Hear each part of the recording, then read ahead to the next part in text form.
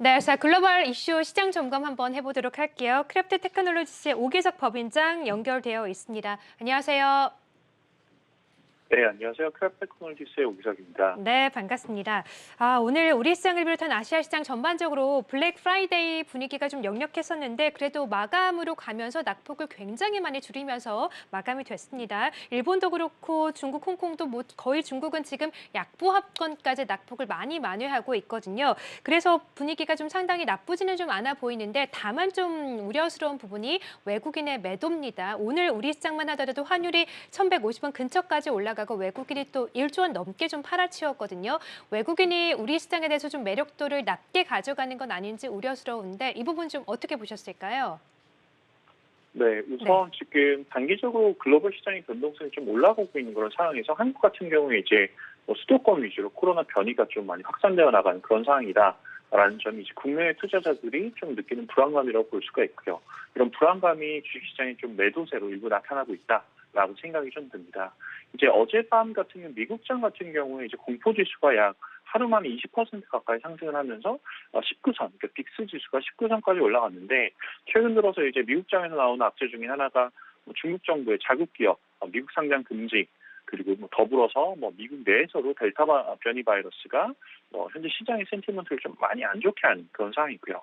이런 걸 감안해 본다면 사실 이제 오늘 있었던 외국인들의 매도세 같은 경우는 아시아 시장에서 사실 나온 주문일 수도 있지만 실제로는 어젯밤에 이미 상황이 안 좋아졌기 때문에 미리 주문을 내놓은 그런 상황일 수도 있어요. 그게 좀 반영이 됐다고 생각하고 있고, 이제 한국 같은 경우는 이제 코로나 방역 측면에서 보면 상대적으로 굉장히 잘 방어하던 그런 국가 중에 하나인데, 최근 들어서 이제 확진자 수가 1,000명을 좀 훌쩍 넘어가는 이런 이제 상황이 이제 거리두기 4단계까지 연결이 됐고, 이제 불안감으로 연결이 되고 있는데, 이제 사실 오늘도 말씀해 주셨던 것처럼 장 초반에는 낙폭이 컸지만 장 후반에는 이제 상승하는, 그러니까 낙폭을 줄여가는 그런 모습이 있는데, 이런 패턴 자체가 최근에 있었던 대만에서 코로나 바이러스가 급격히 확산했던 그런 패턴하고 좀 비슷하다라고 생각이 되고, 그렇다면 이번에 이제 좀 조정이 있었던 게 단기적인 매수 기회가 되지 않았을까라는 생각을 하고 있습니다. 네, 자 말씀을 해주신 것처럼 사실 대만도 지난 한 5월쯤이었죠. 갑자기 코로나 확진자 수가 증가하면서 락다운에 들어가고 대만 증시가 급락하는 모습이 나왔는데 우리 시장도 대만을 좀 따라간다면 이렇게 급락을 딛고 좀 올라오진 않을까 이런 좀 기대감을 갖고 있거든요. 대만의 경우 그 이후에 시장 흐름이 좀 어떻게 변화를 했습니까? 네, 대만 같은 경우는 이제 코로나가 본격적으로 확산됐던 게 5월 10일, 뭐 11일 이때쯤이었거든요. 그래서 이제 시장 같은 경우 5월 11일부터 17일까지 일주일 동안 한 10%가 넘는 이제 하락세를 기록을 하면서 공포가 조금 정점에 달했는데, 다만 이제 흥미로운 거는 그 하락 직후에 약 2주 만에 다시 정고점을 회복했다라는 그런 사실입니다. 이제 일주일 딱 하락하고 2주 만에 다시 정고점까지 시장이 회복을 한 그런 상황이고, 국내 같은 경우는 아마 이거보다 더 짧아질 거라고 생각을 하고 있어요. 왜냐하면은 대만 같은 경우는 그전에 코로나가 전혀 없었던 상황에서 나왔을 때는 충격이 상대적으로 좀 심했었고, 국내 같은 경우는 그래도 몇 차례 1, 2, 3차례 이제 확산이 있었기 때문에 일주일 하락 그리고 2주 회복이라기보다는 사실 개인적으로 생각하기로는 뭐 2, 3일 하락 그리고 또 한 일주일 정도 거쳐서 정고점까지 올라간 그런 이제 시장 회복의 가능성이 충분히 있지 않을까라는 생각을 하고 있습니다. 네, 그렇군요. 대만의 경우 일주일 정도 하락을 했지만 2주 만에 다시 전고점까지 회복을 했기 때문에 우리나라는 조금 더 회복력이 좀 빠를 수도 있다라고 또 기대감 섞인 발언까지 해주셨어요. 자, 근데 최근에 이제 월가 투자자분들을 보면은 좀 유명 투자가 분들이 시장에 대해서는 약간 거품에 대한 이야기를 좀 많이 하시더라고요. 워낙에 지수가 고점 부근이다 보니까 이런 얘기가 좀 많이 나오는 것 같은데 오히려 좀 이런 델타 변이 바이러스가 이런 고점에 대한 경고를 좀 내놓으면서 시장에 좀 거품이 붕괴되는 영향을 좀 주진 않을까 걱정되는데 이 부분을 좀 어떻게 보셨어요?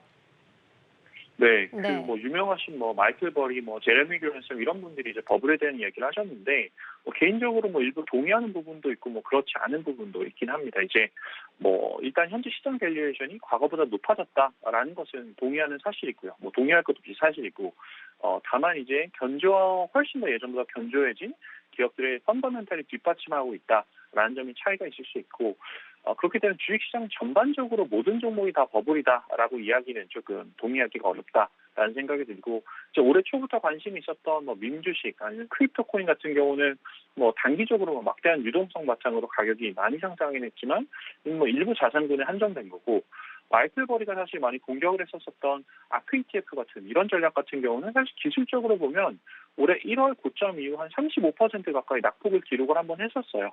그렇기 때문에 이미 조정이 발생했었던 그런 케이스고 스펙 같은 경우도 좀 비슷하고요. 이렇게 보면 주식시장 내에 존재하고 있는 특정 자산군들, 뭐 주의해야 되는 자산군을 한번 이미 버블을 해소하는 과정이 끝나지 않았나라는 생각이 들고 그건 또 제가 예전에 벵가드 있었을 때부터 벵가드 이코노미스트가 꾸준히 했던 말인데 역사적으로 지금처럼 이제 낮은 저금리 환경에서 주식시장의 붕괴가 일어났던 적이 없다라는 이런 말을 하셨어요. 이런 걸 감안하면 이제 여전히 주식시장에 지속적으로 발을 담그고 투자를 하는 게 맞지 않나라는 생각이 들고 더불어서 또 재밌는 것 중에 하나가 미국장이 사실 어제 좀 많이 빠지긴 했지만 역전이 미국장 같은 경우도 막판에 뒷심이 굉장히 좋았고 또 지난번 같은 경우는 재밌는 게 민주식이 다시 상승하기 시작을 했어요. 이런 걸 감안한다면 현재 시장에서 참가자들이 두려움은 있지만 실제 버블 붕괴 논란이 현실과는 좀 상당히 차이가 있지 않나라는 생각을 드려볼 수 있을 것 같습니다. 네, 자 오늘도 글로벌 시장 이슈 함께 점검해봤고요. 오기석 법인장과 함께했습니다. 고맙습니다. 네, 감사합니다.